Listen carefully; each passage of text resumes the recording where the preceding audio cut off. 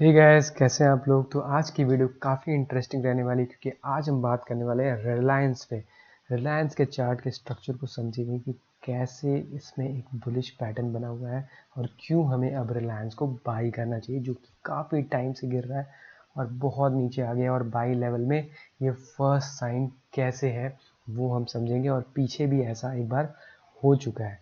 तो सबसे पहले हम चलते हैं थोड़ा सा पीछे और वहाँ पर देखते हैं कि क्या हुआ था। तो अगर आप देखोगे तो इसी 1100 लेवल के आसपास मार्केट ने एक फॉल आया था। मार्केट में एक माइनर सा फॉल आया था। अब यहाँ पर आप देखो कि जब मार्केट में फॉल आता है ना किसी भी लेवल से, तो लगातार एक देखो मार्केट कभी भी ना वेव्स में चलती है, इस तरीके से ऊपर जाती है, हायर हाई हायर लो बनाती है, और अगर आप नीचे की लाइंस को कनेक्ट कर दोगे तो एक अप ट्रेंड बन जाता है। ये बेसिक सबको पता होता है।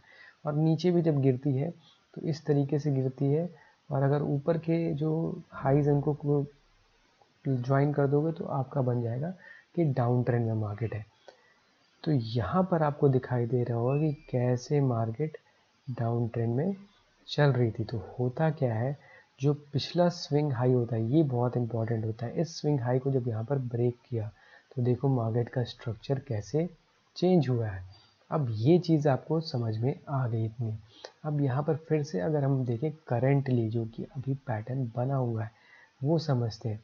अब इसमें देखो लगातार मार्केट गिर रही थी, और ये गिर कहाँ से रही है अगर आप देखोगे तो करीब पीछे आपको दिखाई नहीं देगा कि कितनी पीछे से गिरती जा रही है। मतलब 6 महीने से गिरी रही है। पीछे आप देखो कि 16.5 मतलब 1600 से गिरते गिरते ये प्राइस अब आ गया था 1160, मतलब 1600 से सीधा करीब करीब 40% प्राइस डैमेज। और उसके बाद से ये फर्स्ट टाइम है, फर्स्ट साइन है कि मार्केट ऐसा कर रही है। डेली चार्ट है, मतलब एक एक कैंडल एक एक दिन का। आप देखो इसने एक यहाँ से बाउंस, फिर उसी जगह को ब्रेक करने की कोशिश करी और फिर वहाँ से बाउंस, तो यहाँ से आपको मिल गया एक डबल टॉप। और डबल टॉप को जब ब्रेक करती है मार्केट तो नीचे जाने के चांसेस बहुत ज़्यादा होते हैं, लेकिन ये गई नहीं और इसने इस चीज़ को पूरा ब्रेक कर दिया है।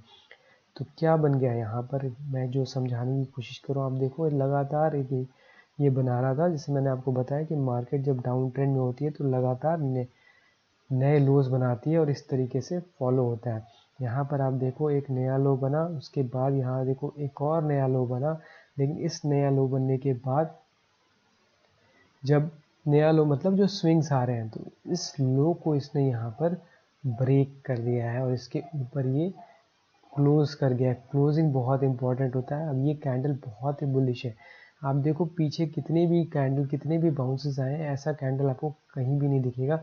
सिर्फ डाउन साइड के कैंडल वैसे दिखेंगे, बड़े बड़े कैंडल्स हमें देखने होते हैं। तो आपको दिख सकता है ये हमारे लिए एक सपोर्ट था, जो कि यहाँ पर भी आपको दिखेगा। ये एक जोन होता है, इसी जोन से वापस से बाउंस, इसको इसने ब्रेक किया। अब होगा क्या, अब होता क्या है कि जब इस सपोर्ट को इसने ब्रेक किया तो ये हमारे लिए बन जाता है रेजिस्टेंस। लेकिन अब आप देखो कि इस रेजिस्टेंस के ऊपर क्लोज हो गया है फिर से, तो ये हमारे लिए फिर से बन जाएगा सपोर्ट। अब करना क्या है इसमें, पहले तो कल मार्केट खोलेंगे तो आप रिलायंस में बाई करो, और अगर थोड़ी सी नीचे आती है तो उसमें ऐड भी करते जाओ। हमें ऐड कहाँ तक करना है, 1220, 1200 तो कल लेवल आपको 1220 तक मिले तो ऐड करो, उसके बाद नहीं करना। स्टॉप लॉस कहाँ लगाना है, स्टॉप लॉस लगाना है इसके नीचे 1180 के आसपास या 1160 के आसपास, क्योंकि पैनिक उसी के नीचे मचेगा। जो लोग भी बायर्स हैं या जिन लोगों ने भी बाइंग करी होगी उन सब लोगों ने अपना स्टॉप लॉस, किसी ने 1160 के नीचे भी लगाया होगा, लेकिन हम उतना नीचे भी अगर आप चाहो तो लगा सकते हो। क्वांटिटी कम लोगों, लेकिन क्वांटिटी ज़्यादा है। जैसे आपने 1240 पे लिया, 1220 पे लिया, तो स्टॉप लॉस आप उस हिसाब से इसके नीचे यहाँ भी लगा सकते हो। देखो होता क्या है, जब एक बार पैटर्न ब्रेक होता है ना, पैटर्न क्या है, पैटर्न होता है कि मार्केट या तो इस तरीके से स्विंग बनाती है, ठीक है, एंड इसके बाद ये जो स्विंग इसने तोड़ा, इसको जब वापस से इसके ऊपर क्लोज हो जाए, जैसे यहाँ पर आपको दिख रहा है कि क्लोज हो गई है, तो यही जो स्विंग है ना, जो पीछे इसने इसको यहाँ पर ब्रेक किया था, ये हमारे लिए सपोर्ट हो जाता है और यहाँ से मार्केट को बाउंस करना होता है, तभी तो जाके इसमें एक ट्रेंड बनता है। इसीलिए मैंने रिलायंस का आज एग्जाम्पल क्यों लिया है क्योंकि अगर आप देखोगे ध्यान से तो ये जो पैटर्न है जो यहाँ से इसको घूमना चाहिए था या फिर यहाँ से घूमना चाहिए था, वो नहीं हुआ। इसको बोलते हैं फेक ब्रेकडाउन।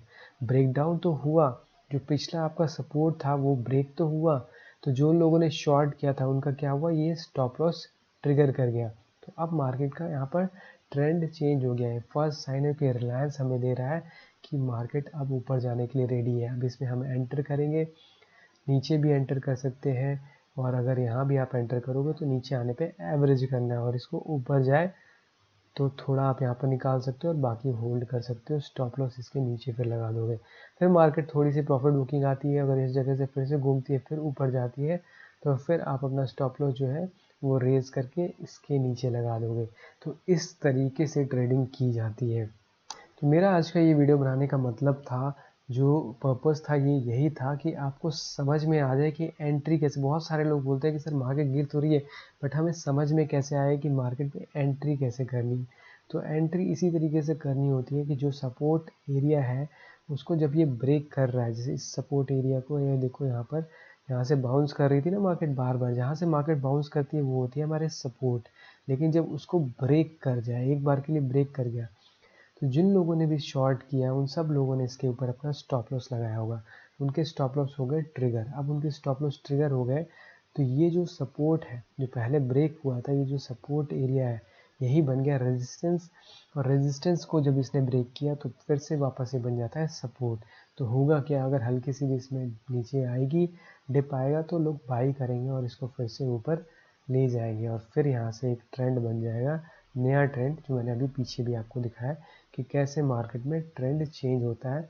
और फिर हमारे लिए आगे का 1400-1500 जो भी लेवल है वो फिर हम आगे आपको बताते रहेंगे कि कैसे रहता है या कैसे हम ट्रेडिंग करते हैं।